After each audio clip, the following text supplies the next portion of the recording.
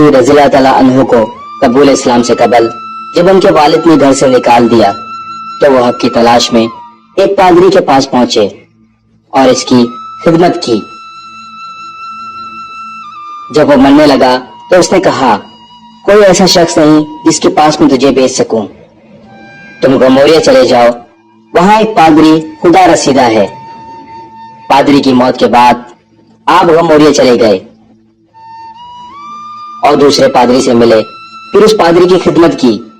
جب اس کی موت کا وقت قریب آیا تو اس نے کہا، آخری نبی کا زمانہ قریب ہے جو ریگستان عرب سے اٹھ کر دین ابراہیمی کو زندہ کرے گا اور وہ کھجوروں والی زمین کی طرف ہجرت کرے گا۔ اس کی علامات یہ ہیں، وہ ہدیہ قبول کرے گا اور صدقہ اپنے لیے حرام سمجھے گا۔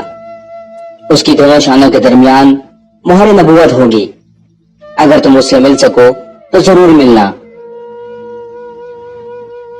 اس پادری کے مرنے کے بعد حضرت سلمان فارسی رضی اللہ تعالیٰ عنہ نے اس کھجور والی زمین پر جانے کا ارادہ کیا۔ کچھ تاجر عرب کی جانب ہجرت کر رہے تھے۔ حضرت سلمان فارسی رضی اللہ تعالیٰ عنہ نے ان سے کہا، تم میری بھیڑ بکریاں لے لو اور مجھے عرب پہنچا دو۔ ان تاجروں نے آپ کو اپنے ساتھ لے لیا۔ راستے میں ان تاجروں نے آپ رضی اللہ تعالیٰ عنہ کو دھوکہ دیا اور انہیں ایک یہودی کے ہاتھوں فروخت کر دیا۔ وہ یہودی انہیں غلام بنا کر مدینہ منورہ لے آیا اور انہیں اپنے باغ میں کام پر لگا دیا۔ ایک روز حضرت سلمان فارسی رضی اللہ تعالیٰ عنہ درخت پر چڑھ کر کاٹ جھانٹ کر رہے تھے۔ یہودی کا ایک رشتہ دار آیا اور اسے یہودی کو بتایا کہ کوئی شخص مکہ سے ہجرت کر کر مدینہ آیا ہے اور خود کو اللہ کا رسول بتاتا ہے۔ حضرت سلمان فارسی رضی اللہ تعالیٰ عنہ نے جب یہ بات سنی تو اس قدر لرزا ہوا کہ قریب تھا وہ درخت سے نیچے گر جاتے۔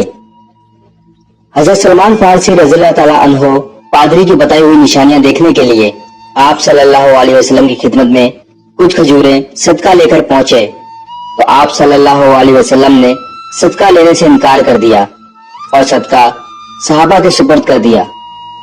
دو نشانیاں مکمل ہو چکی تھیں، ایک عرب کی طرف ہجرت کرنا اور دوسرا صدقہ نہ لینا۔ تیسری نشانی دیکھنے کے لیے آپ رضی اللہ تعالیٰ عنہ نے آپ صلی اللہ علیہ وسلم کی خدمت میں کچھ کھجوریں بطور ہدیہ پیش کی تو آپ صلی اللہ علیہ وسلم نے قبول فرمائی۔ اسی طرح تیسری نشانی مکمل ہو گئی۔ ایک روز نبی کریم صلی اللہ علیہ وسلم جنت البقیع میں جنازے کے ساتھ تشریف لے گئے۔ حضرت سلمان فارسی رضی اللہ تعالیٰ عنہ آخری نشانی دیکھنے کے لیے نبی کریم صلی اللہ علیہ وسلم کے پیچھے آگے کھڑے ہو گئے تاکہ مہر نبوت دیکھ سکیں۔ نبی کریم صلی اللہ علیہ وسلم حضرت سلمان فارسی رضی اللہ تعالیٰ عنہ کی کیفیت کو جان گئے اور اپنی پشت مبارک سے چادر اٹھا دی۔ حضرت سلمان فارسی رضی اللہ تعالیٰ عنہ نے مہر نبوت کو دیکھا اور بوسہ لیا اور زار و قطار رونے لگے اور آپ صلی اللہ علیہ وسلم پر ایمان لا کر ہمیشہ کے لیے دامن مصطفیٰ سے وابستہ ہو گئے۔